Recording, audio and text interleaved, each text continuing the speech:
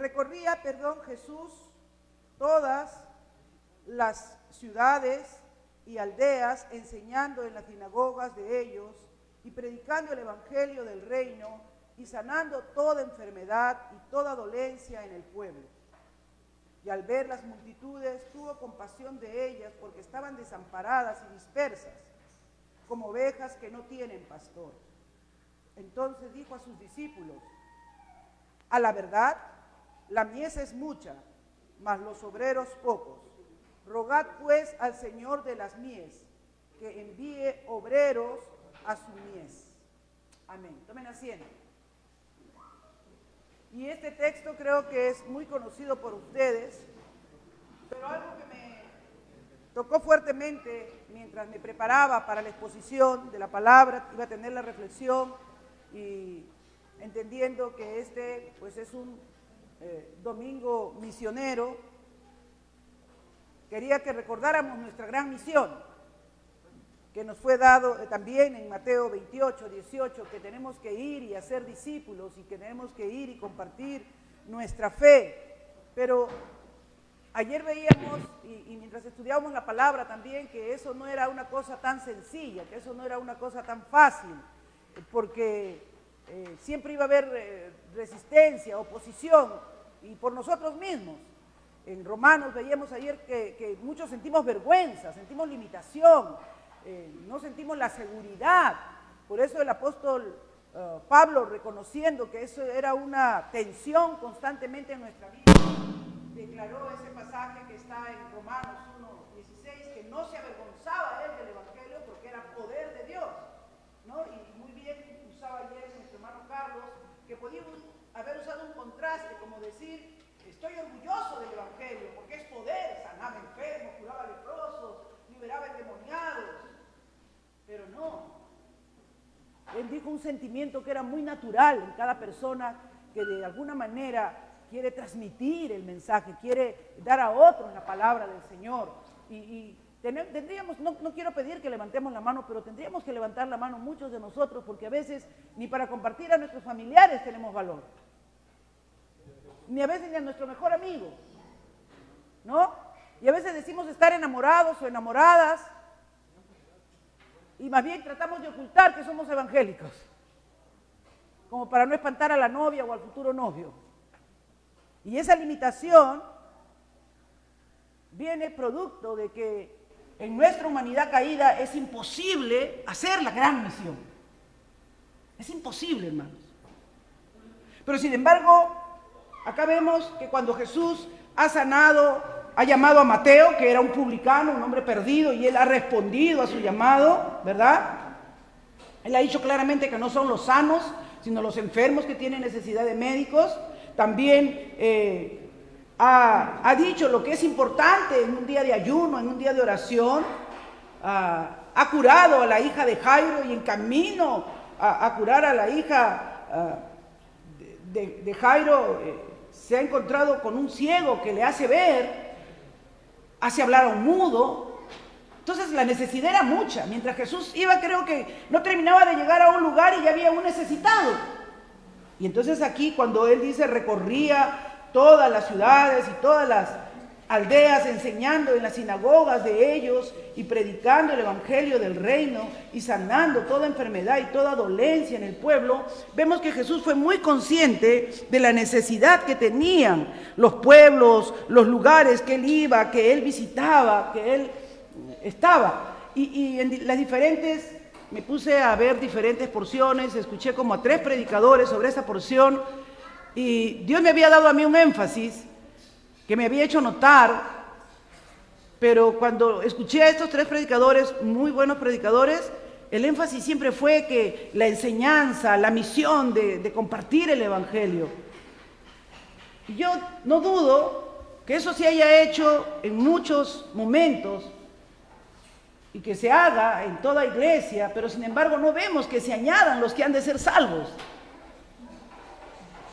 Porque dice que es el Señor que añade los que han de ser salvos.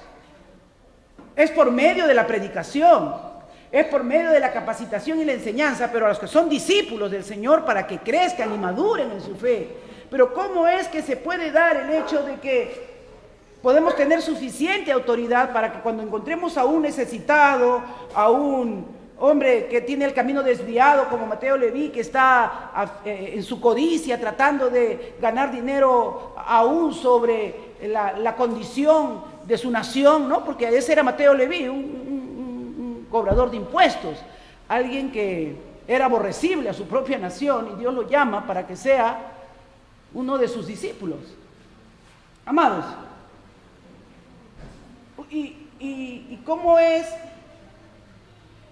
posible, verdad, que se dé esta situación cuando nosotros no nos sentimos muchas veces con la seguridad de qué respuesta vamos a encontrar de la gente? ¿No les ha pasado a ustedes a veces que le han querido decir algo a alguien y han dicho, no, mejor no le digo porque no sé cómo va a reaccionar? O no me va a escuchar, o ya le dije antes. A mí me ha pasado, les he compartido muchas veces eso. Pero acá dice que Jesús lo hacía, Él enseñaba en las sinagogas y Él predicaba el Evangelio. Entonces me fui en oración al Señor para que Él me dé una mayor claridad, para que me dé una mayor comprensión. ¿Por qué no funcionaba ahora? Y entonces me puse a leer con mayor atención, con mayor detenimiento. Dice que tuvo compasión. Hubo un profundo sentimiento, primeramente en el corazón de Jesús. Hubo un sentimiento que lo envolvió. Y dije hasta ahí, claro, muchas veces nosotros podemos orar, podemos enseñar, pero sin tener carga en el corazón. Y por ahí fui tratando de encontrar el punto, la razón de por qué esto no se cumple muchas veces cuando nosotros queremos cumplir la gran comisión, cuando nosotros vamos. Yo conozco de hermanos, por ejemplo, un ejemplo, como iglesia nosotros tenemos, por lo menos puedo asegurar que más de 3 años subiendo a Belén. Rescatamos a uno que ha estado ya en la iglesia y que se ha apartado, que se ha perdido, y luego vuelve la oposición y luego vuelve a retroceder y se nos hace, hermanos, duro.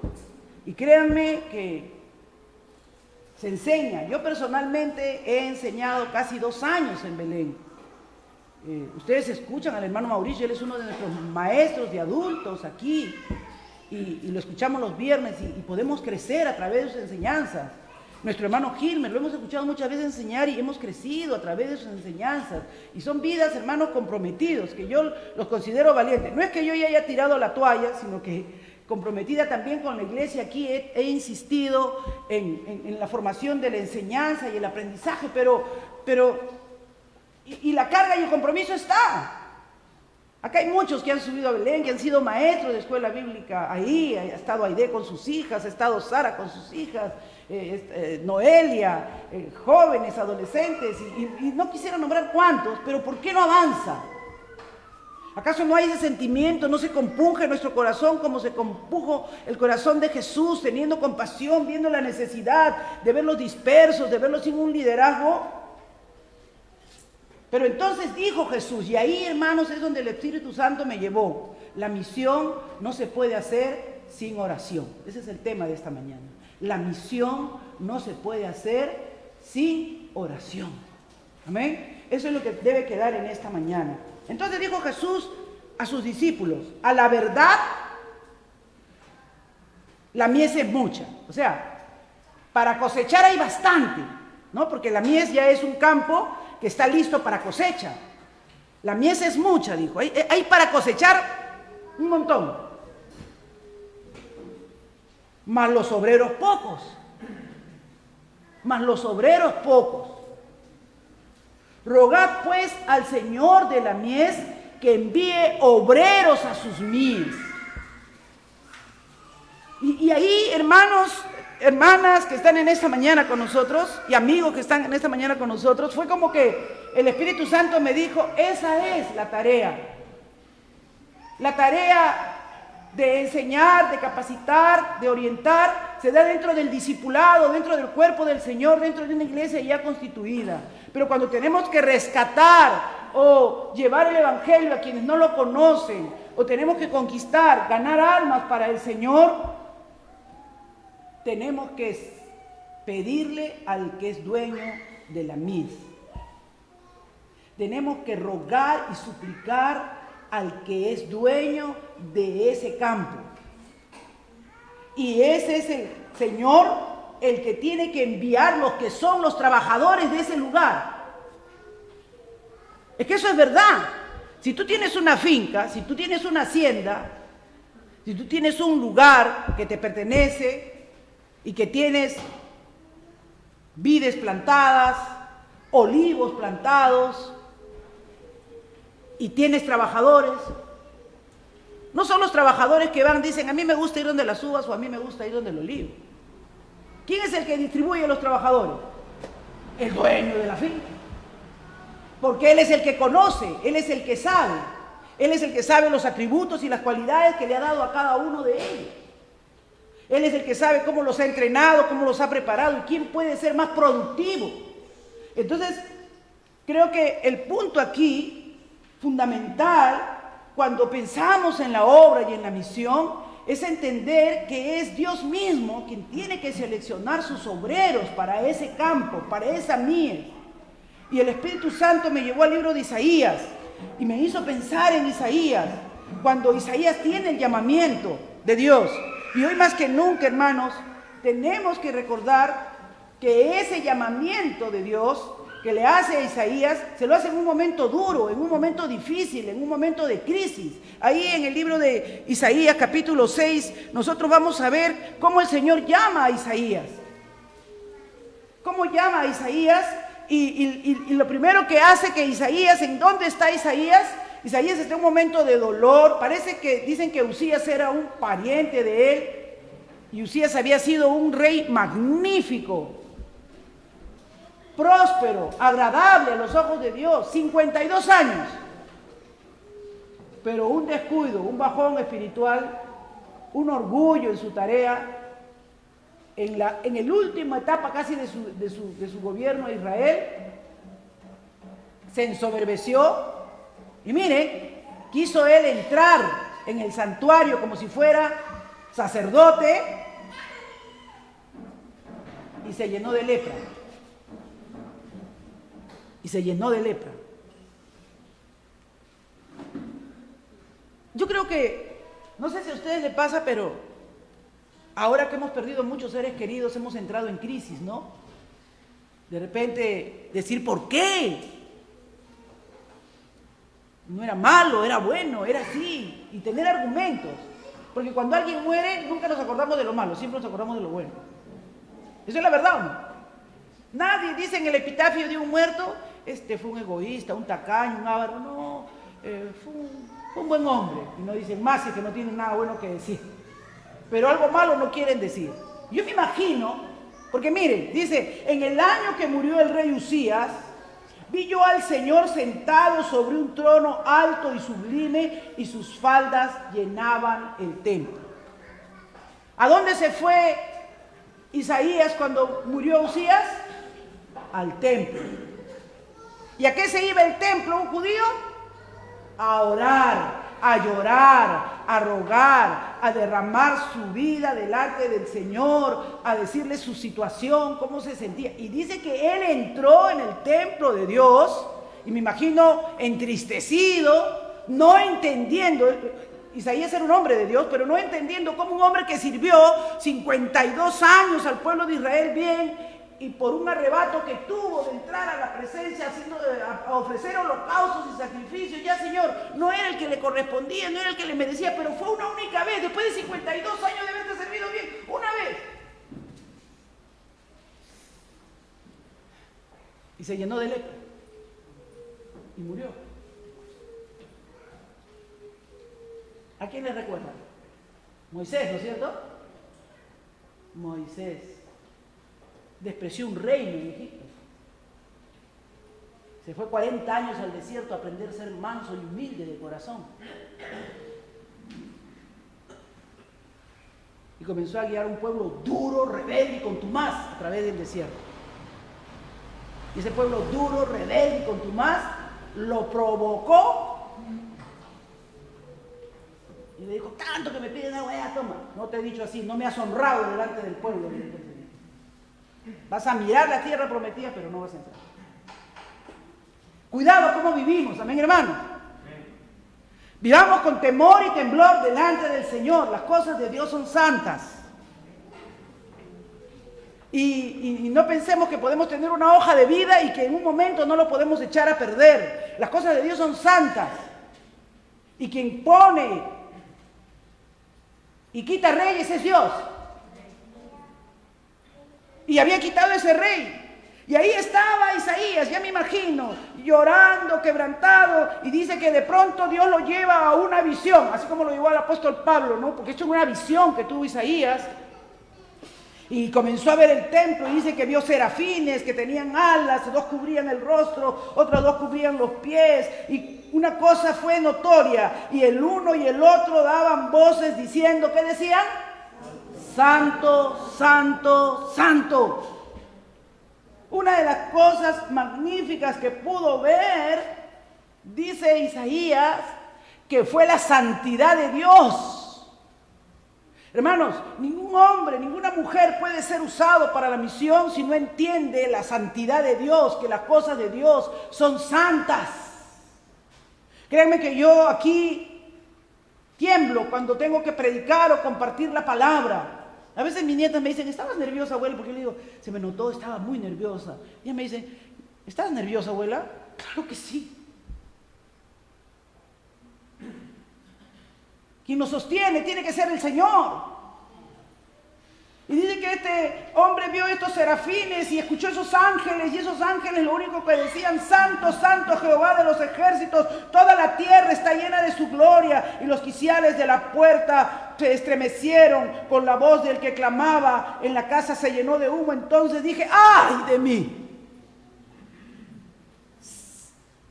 Que soy muerto, porque siendo hombre inmundo de labios y habiendo en medio un pueblo que tiene labios inmundos, y estando en medio de un pueblo que tiene labios inmundos, han visto mis ojos al Rey Jehová de los ejércitos. Y voló hacia mí uno de los serafines. Dice, ¿qué es lo primero que encuentra un hombre cuando entra a la presencia de Dios, cuando entra al santuario de Dios? ¿Qué es lo primero que encuentra alguien que va y se inclina y ruega y suplica delante de la presencia de Dios? Lo primero que podemos ver, hermanos, es que este hombre, que aparentemente nosotros lo conocemos, este es el mesiánico. Isaías es el profeta que más revelación tiene de la venida del Mesías. Y sin embargo, es el hombre que puede ver su inmundicia y puede ver su condición caída y puede ver la condición del pueblo también. Porque ve primero la de él y después dice, y vivo en medio de un pueblo que es así como yo. Y voy a morir porque la paga del pecado, ¿qué cosa es? La paga de alguien que está ante la santidad de un Dios santo, santo, santo. Es la muerte. Pero sin embargo, miren qué tremenda la promesa del Señor. Dice que ahí mismo y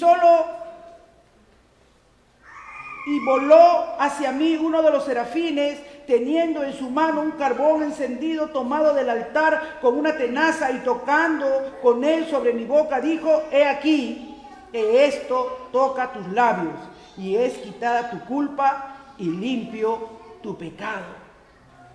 Hermanos, cuando venimos a la presencia de Dios, lo primero que va a hacer Dios es limpiarnos. Amén.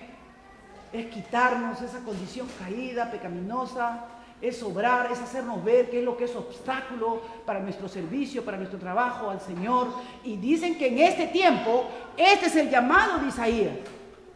Este es el llamado de Isaías. No estés llorando a tu rey tan querido. Porque hay necesidad en medio de ese pueblo inmundo, en medio de ese pueblo pagano.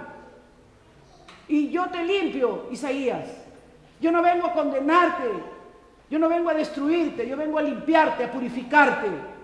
Y lo primero que hace es purificar su boca. Porque, hermanos, con esta boca es con la que más pecamos.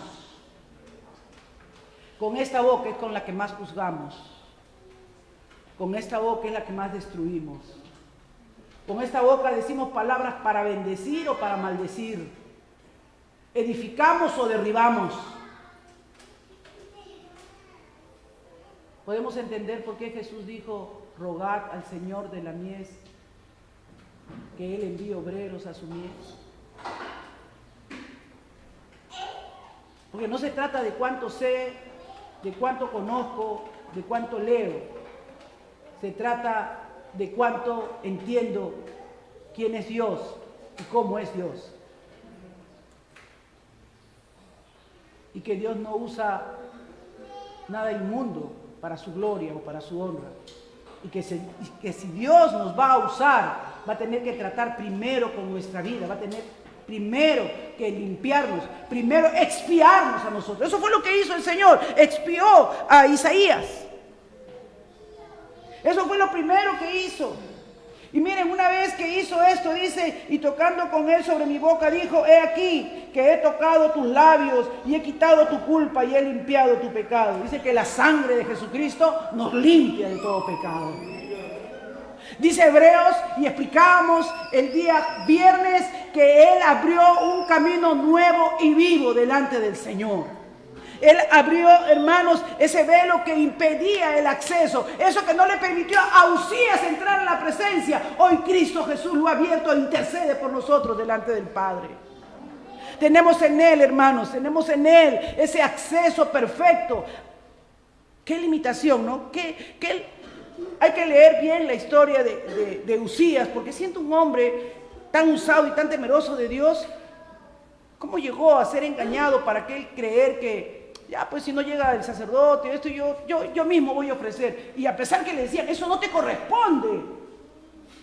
Pero a veces podemos estar tan enceguecidos y haber visto de repente tantas veces el respaldo de Dios en lo que hemos hecho, que decir, no, si Dios me ama. Pero hermanos, Dios pone reyes, Dios quita reyes. Y Dios tiene sus obreros. ¿Saben cuándo crece la viña y cuándo es bien arado el campo y cuándo podemos tener buenas cosechas? Cuando el dueño es el que envía el obrero. Yo sé que en nuestra organización, en nuestra misión, muchas veces nosotros siempre estamos motivando en los cultos misioneros. Oren, hermanos, para que Dios añada más almas. Oren, hermanos, para las cuotas misioneras, den sus ofrendas. Muchos nos sentimos satisfechos con eso. Pero no es lo que Jesús ha pedido para la misión. No es eso lo que Dios ha pedido para la misión. Él es el dueño del oro y de la plata. Y no es que no tengamos que dar para la misión, porque la misión necesita recursos. Pero ustedes no creen que el Dios que provee vidas para la misión no va a proveer el dinero para la misión. Porque el hombre que conoce a Dios y el hombre que sabe de Dios, él va a saber a quién recurrir, a quién ir cuando tenga necesidad. Yo me recuerdo que los primeros años, aquí en Compasión, acá en Pachacamac, como servidores del Señor con mi esposo, todavía no teníamos el ministerio de Compasión, pero ya había niños y ya queríamos colaborar de alguna manera, porque ya la crisis, los malos gobiernos que teníamos, y en ese tiempo ya había salido Alan y estaba con sus políticas económicas terribles, había necesidad, ¿verdad? Teníamos la necesidad de hacer, y orando con mi esposo decíamos cómo podríamos conseguir recursos. Y Dios nos dijo, ustedes lo pueden dar, todavía lo que tienen les sobra, todavía están ahorrando para techar su casa. Hermanos, Dios tocó nuestro corazón. Nosotros no comenzamos con las primeras reuniones para dar desayunos o lonches a los niños. No dimos nunca almuerzos con nuestros recursos, pero sí dar los primeros desayunos o los primeros lonches a los chicos cuando los reuníamos. Lo dimos porque Dios nos dijo, ustedes todavía tienen. Dios toca los corazones. Si Dios nos llama, Él nos suple. Si Dios nos llama, Él nos da. Y vinimos aquí no porque quisimos, sino porque en una reunión de oración estábamos orando y clamando y queríamos ser llenos del Espíritu Santo porque estábamos en todo ese fervor de querer salir. Formamos un equipo evangelístico y todo eso de ir por los campos y aldeas y cantábamos, estábamos por campos y esa era nuestra motivación. Y estábamos orando y el Señor dijo, ve mi sierva, cientos sobre cientos vendrán. Y yo pensé que era alguna misionera y el Señor me dijo, no. Y yo dije, ¿a dónde me voy a ir? Y lo único lugar donde yo me podía mudar era en este lugar que me había ganado con el programa de Belaunde. Y yo dije, pero ahí es un desierto. Hoy ustedes están sentados en ese desierto que Dios me dijo que venga. Él es el Señor de la misión. Y Él es el que provee para la misión. Y aquí no faltaba. Aquí ha habido para ser generoso con muchos. Hermanos, si vamos a pensar en la obra misionera, comencemos en el orden que Jesús nos ha mandado. Amén. Pero hermana, pero Jesús, mire, estaba recorriendo, estaba enseñando. Vamos a Marcos. Muévase de Isaías, porque creo que hemos entendido parte de lo que quiero de Isaías. Pero vámonos a Marcos, capítulo 1.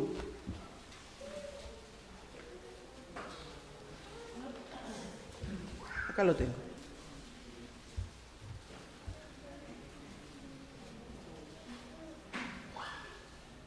Dice Marcos 1:35, levantándose muy de mañana, escuchen, cuando todavía estaba oscuro, Jesús salió y fue a un lugar solitario y allí, ¿qué hacía?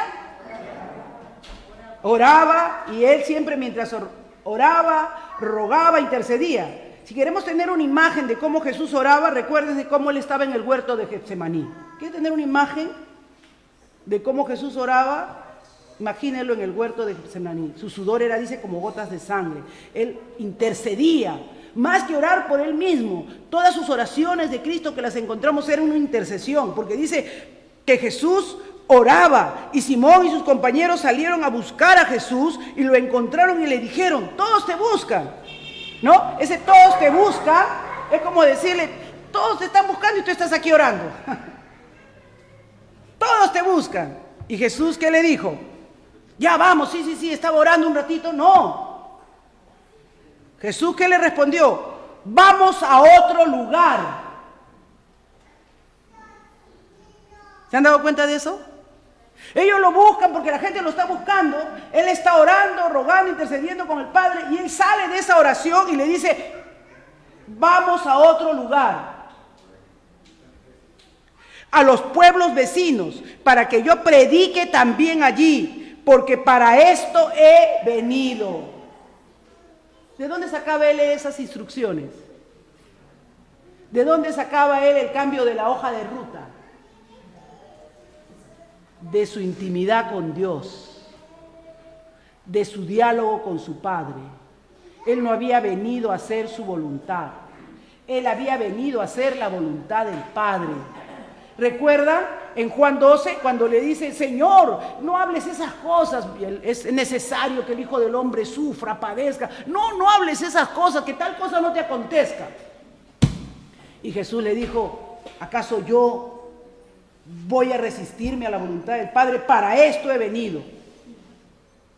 Y aquí lo encontramos. Y fue por la Galilea predicando en sus sinagogas y expulsando demonios. O sea, hermanos, cuando Jesús usted lo encuentra aquí ya terminando el día en el libro de Mateo, diciendo que realmente la mies es mucha, ya ha sanado leprosos, ha abierto ojos a los ciegos, ya ha liberado, ha curado a la hija de Jairo. Antes de todo eso, él había orado. Y por eso lo mira a sus discípulos, porque ellos deben estar fascinados. Y le dice, rueguen, oren. Esta gente tiene mucha necesidad y el Padre tiene que enviarlos. Pero algo interesante que debemos volver ahora a Isaías, que mientras vamos orando, que mientras vamos rogando, Dios nos va a comunicar esa necesidad. Porque miren lo que dice, y voló hacia mí y tocando con él sobre mi boca dijo, he aquí que esto toca tus labios, y es quitada tu culpa y limpio tu pecado. Después oí la voz del Señor. Vas a oír la voz de Dios. Cuando Dios comience a procesarnos, cuando Dios comience a trabajar con nuestra vida, cuando reconozcamos que separado de Él no podemos hacer nada, que dependemos de esa intimidad, de ese tiempo de oración, de ese tiempo de búsqueda. Hermanos, a mí más de 2 meses Dios me ha estado correteando con esa frasecita. no habéis podido velar una hora? Y no lo entendía, de verdad. Y como les compartí, creo que el martes, uno de los martes, me di cuenta que no velaba una hora cuando oraba. Que en mi mente, para mí me pareció una hora, que era bastante.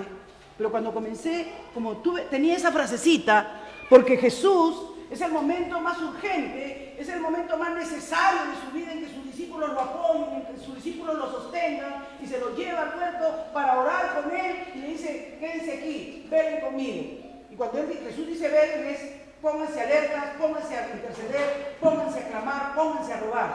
¿Y qué hace?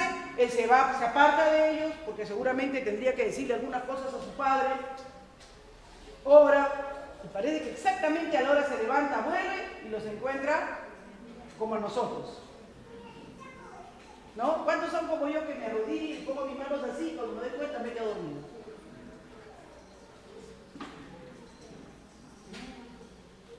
Dice que los santos hombres de Dios antes, como les pasaba lo mismo que nos pasa a nosotros, porque eran humanos como nosotros, agarraban un trapo, lo mojaban y lo ponían a helar en las partes de afuera del frío. Entonces el trapo se daba duro, helado del frío, y cuando entraban a orar, lo sacaban y se lo ponían acá, en el cuello, para que los mantuviera despiertos. Tal vez no había café express ese tiempo, ¿no? Y con eso trataban de mantenerse despiertos, porque hermanos, el Señor nunca nos ha dicho que orar es fácil. El Señor ha dicho que cuando vamos a orar, tomemos toda la armadura de Dios para poder resistir al diablo. Porque Él va a venir a distraernos, a preocuparnos, a hacernos recordar que no hemos dejado, o que hemos dejado la cocina prendida, o que, ay, mira, todavía no has encendido la lavadora, andas encendiéndola mientras vas. El diablo va a venir a perturbarte. Y tu carne va a querer dormir. O sea, tienes lucha contra tu carne que tiene sueño, contra el diablo que te lanza dardos. Y dice, no, ya, me voy a poner ahora a tal hora. No, y en el día que te tocan la puerta. Pero Dios no te dijo que sería fácil orar. Dios te dijo que esa sería tu batalla de todos los días. Y vino y los encontró durmiendo y me dijo, ¿no han podido velar? Velar, orar, para que no entréis en tentación. Y se volvió a ir, y lo volvió a dejar. Ya lo despertó una. Se fue a orar y parece que Jesús tenía un reloj ahí de cada hora, ¿no? Se despierta y va a buscarlo.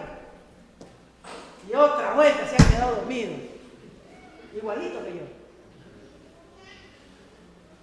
Y el Señor le dice, ahí sí ya con un poco de pena, ¿no habéis podido velar una hora?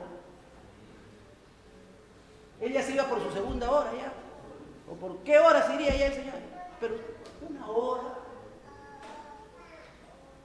Entonces cuando Jesús le dice a sus discípulos, rogad al Señor de la mies, que envíe obreros a su mies, les está diciendo a ustedes, no pueden hacer esta obra sin orar. Y la preocupación es genuina de sus discípulos cuando le dice, Señor, enséñanos a orar, porque tiene que haber alguna forma, alguna manera en que tú no te duermes como nosotros cuando oras.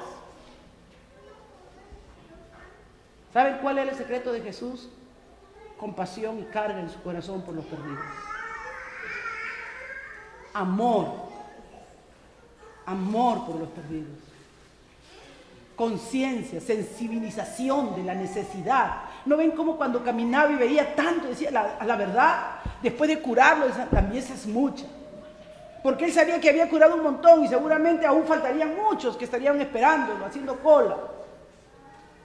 Y los que se encargan de esto son pocos. Pero el que tiene poder para enviar es el Señor de la mies, el que tiene poder para abrir los oídos, porque dice, después oí la voz de Dios, cuando vine a su presencia, cuando derramé mi vida delante de Él y mis quejas y lo que fuera que me estaba pasando, dice Isaías, y pude contemplar la majestad, pude ver su grandeza, pude ver su altura, Dios, lo santo, ¿cómo he podido atreverme a entrar al altar de Dios? Pudo ver quién era Él. Entonces dijo, soy muerto. Y cuando sintió el perdón, cuando sintió la limpieza de sus pecados, cuando sintió que ese carbón que tocó sus labios lo dejó limpio, pudo oír a Dios. Dice, entonces oí una voz del Señor que decía, ¿a quién enviaré? ¿Y quién irá por nosotros? ¿A quién enviaré? ¿Quién irá por nosotros? ¿Estás escuchando la voz de Dios? La mies es mucha, los obreros pocos. Te están abriendo tus oídos a entender que hay un Dios que está llamando hombres, mujeres a su reino, que no ha limpiado nuestros pecados de gratis. Ayer se hablaba tremendamente sobre que somos deudores. Yo creo que cuando Pablo en ese camino de Damasco tuvo ese encuentro con Dios y se le abrieron los oídos, y él dijo: ¿quién eres, Señor? ¿Quién eres? Soy un religioso. Y de repente en esta mañana nuestro clamor es: somos religiosos, Señor. Estamos constantemente y damos y creemos que... Pero cuando Dios abre tus oídos, hermanos, no van a faltar obreros, porque responderás como respondió Isaías. ¿A quién enviaré?, dijo el Señor. ¿Quién irá por vosotros? ¿A quién enviaré? ¿Quién dirá que es mi amigo? ¿Quién dirá que ha estado conmigo? ¿Quién dirá que me conoce? Porque Isaías iba a ir por el Señor. Todos los profetas del Antiguo Testamento no hablaban en nombre de ellos mismos, hablaban en nombre del Señor. Amén. Ellos hablaban lo que Dios había hablado a sus corazones. Ellos llamaban al pueblo al arrepentimiento, a que se vuelvan a Dios. Ellos eran hombres que le hablaban, los profetas le hablaban a Dios del pueblo, ¿verdad? Le hablaban a Dios del pueblo y Dios les daba una palabra para ese pueblo. ¿Quién irá por nosotros? ¿Quién les dirá? ¿Y saben cuál fue la respuesta de Isaías? Heme aquí, envíame a mí. Cuando nuestros oídos son abiertos, cuando estamos en ruego, en oración y súplica con Dios, hermanos, no vamos a estar mirando, toca a fulano que es soltero, o toca a mengano. No, vamos a decir: heme aquí, Señor. No sé cuánto todavía te pueda servir, no sé cuán útil te pueda ser, pero soy deudor, heme aquí. Pablo no sabía si lo iban a recibir. Pablo no sabía si le iban a perdonar que hubiera matado tantos cristianos. Pablo no sabía si la muerte de Esteban estaría en la mente de cada uno de los que él le hablaría, pero era deudor. Había oído a Dios, había estado en el secreto con Dios, sus oídos habían sido abiertos, había sentido el perdón de sus pecados, por lo tanto no podía resistirse.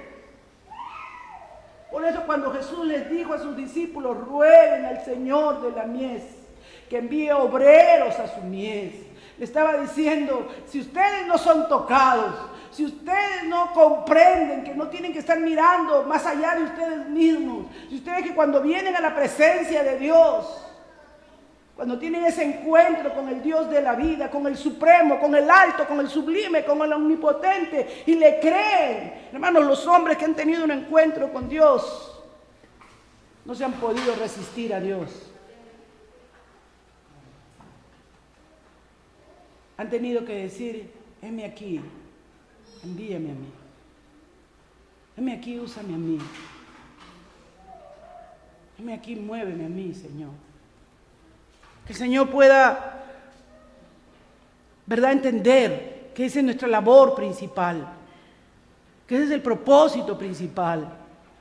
Hermanos, una de las cosas que más atravesó el corazón de Cristo cuando comenzó su ministerio fue llegar al templo y encontrar que el templo del Señor se había vuelto una cueva de ladrones, que los religiosos, los sacerdotes, eran unos negociantes en el templo, que tenían ya sus vendedores. Un hombre fiel podía venir con la mejor disposición, el mejor cabrito que lo había engordado para ofrecerlo en holocausto y en sacrificio, pero como no era del que había comprado en el templo, ellos le encontraban un defecto.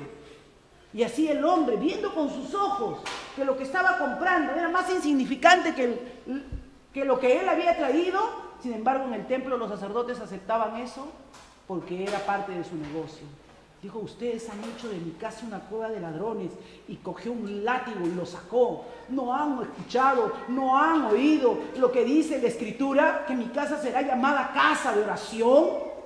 Porque, hermano, es en la oración, es en el ruego, es en la intercesión que Dios se toca los corazones, que Dios abre, porque Dios es el que da oídos para oír y ojos para ver.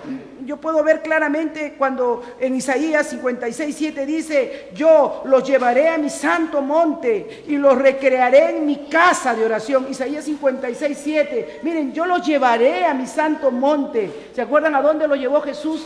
A Pedro y a sus otros 2 discípulos, al monte de la transfiguración, al monte de la revelación. Dice: yo lo llevaré a mi santo monte y le recrearé en mi casa de oración.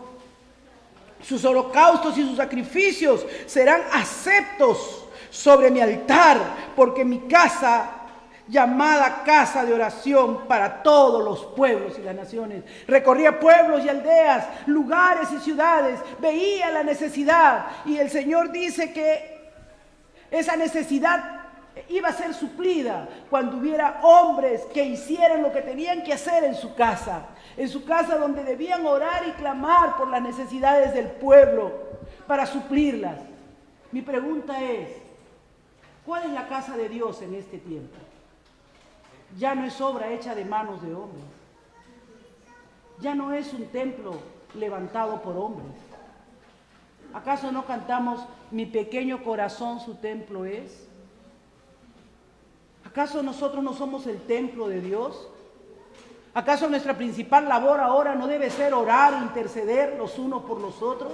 No debe ser orar e interceder porque el Señor añada a su iglesia a los que han de ser salvos, porque el Señor traiga del oriente y del occidente los que tienen que ser perdonados, redimidos y limpiados.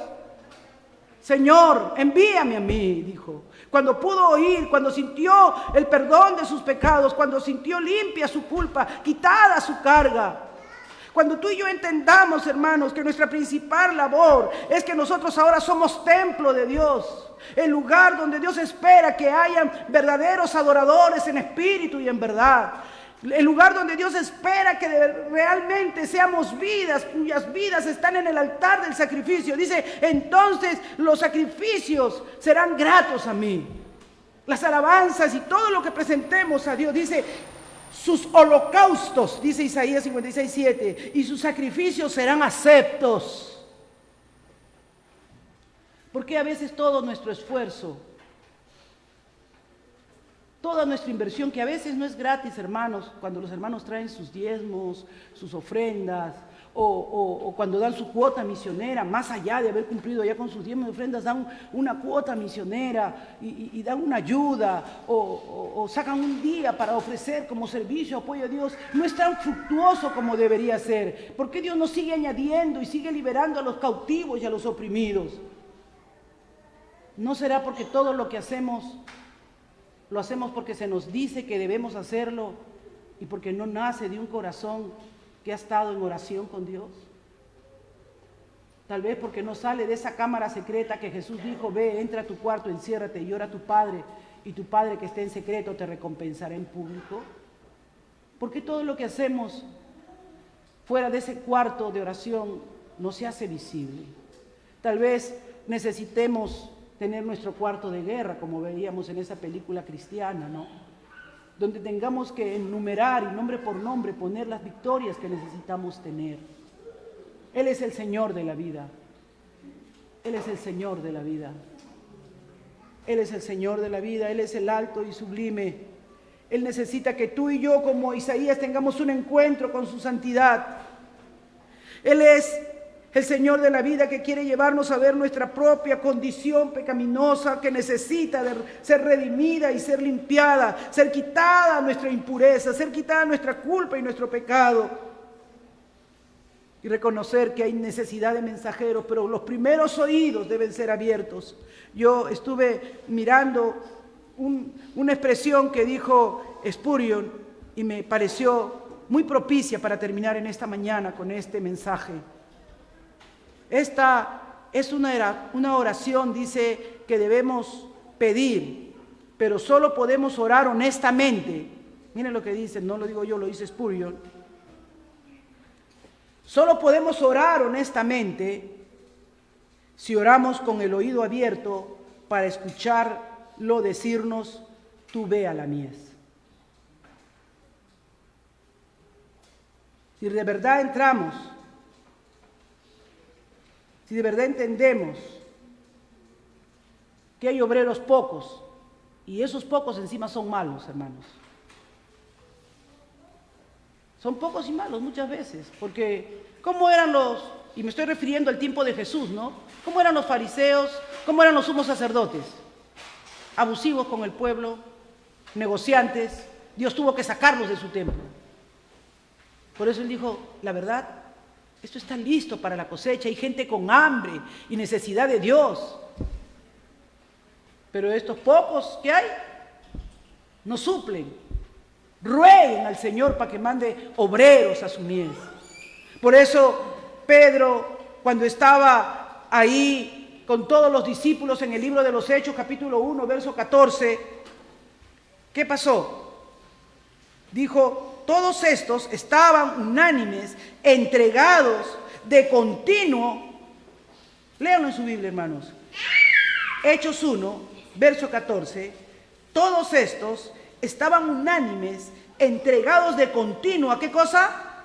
A la oración, con las mujeres y con María, madre de Jesús, y con los hermanos de él, con todos. Ahí supuestamente, ¿verdad? Está su hermano Santiago, que se convierte luego. Amados, Dios está llamando en esta mañana. Dios está llamando en esta mañana. No quiero pasar esta mañana sin decirte que Dios está haciendo la misma pregunta. La mies es mucha, los obreros pocos. Ruega, suplica, ora al Señor de la mies. Pero como dijo Spurgeon, si tu oración ha de ser sincera, ha de ser genuina como la que fue de Isaías, si Dios te abre los oídos, no puedes menos que decirle, heme aquí, Señor. Hermanos, a veces pensamos que, si yo le digo, heme aquí, Señor, me va a enviar a la China, me va a enviar a qué sé yo, a una provincia o a un lugar lejano. Te va a enviar a tu casa, a tu familia. Cuando Jesús sanó, ¿verdad?, a ese endemoniado, dice que el endemoniado se puso detrás ahí mismo de todos sus discípulos para seguirlo a Jesús. ¿Y qué pasó? El Señor le dijo, no, ve a los tuyos, dile lo que Dios ha hecho contigo. Abre tu boca con los tuyos, porque hay mucho terreno, hermanos. La mies es mucha y no está tan lejos como la casa de tu vecino. La mies es mucha, pero los que entran a ese secreto de la oración con Dios, a esa reunión, los que cumplen el gran mandato, porque es un mandato de Jesucristo, no le dijo prediquen, le dijo rueguen. La predicación, la capacitación de sus obreros es del Señor de la viña. Si tú le dices, heme aquí, Él te enviará, Él te capacitará, Él te proveerá, Él hará lo que tiene que hacer. Pongámonos en pie y vamos a orar. Padre, gracias. La mies es mucha, Señor.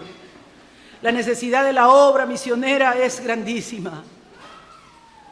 Perdóname, Señor. Pero hoy, como cuando tenía 20 años, te digo, heme aquí.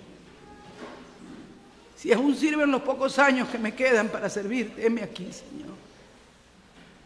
Puedo oír tu voz. Puedo oír tu voz, Señor. Puedo oír tu voz diciendo, ¿quién irá? ¿Quién irá? ¿Quién irá? ¿Quién oirá al quebrantado, al afligido, al abatido? ¿Quién irá? ¿Quién irá? Oh Señor, envíame a mí. No sé, Señor, cómo estés tratando con cada uno de tus hijos. No sé cómo estés obrando en cada uno de ellos. No sé, Señor, pero la mies es mucha. Hoy estamos peor que en el tiempo de Isaías, Señor. Hoy la situación es más difícil. Se ha multiplicado la maldad, se ha multiplicado el pecado. Hoy los obreros son más malos, quieren solamente ser engordados, alimentados, buscan su propio beneficio, predican lo que quieren oír sus ovejas. Dedican, Señor, solo lo que puede satisfacer a la carne, pero no cambiar su vida y su espíritu y transformarlo a una nueva criatura. Señor, venimos a ti, oh Dios, porque sí reconocemos hay una profunda necesidad.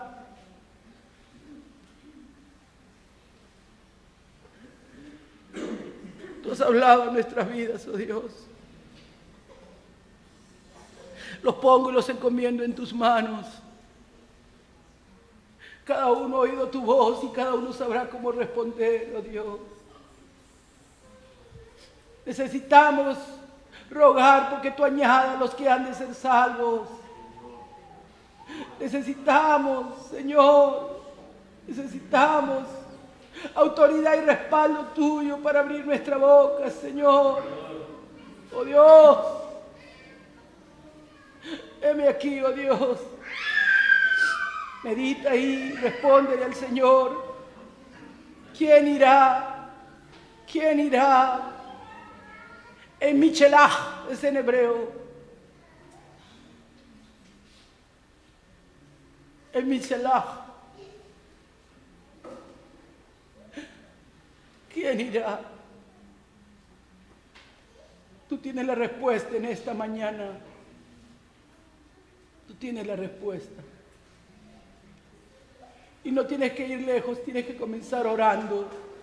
Tienes que comenzar rogando. Él que es el que comisiona. No nos tenemos que mandar por nosotros mismos. Él es el que capacita. Él es el que ordena la misión. Porque Él es el Señor de la misión. Dios le bendiga, amados. Amén.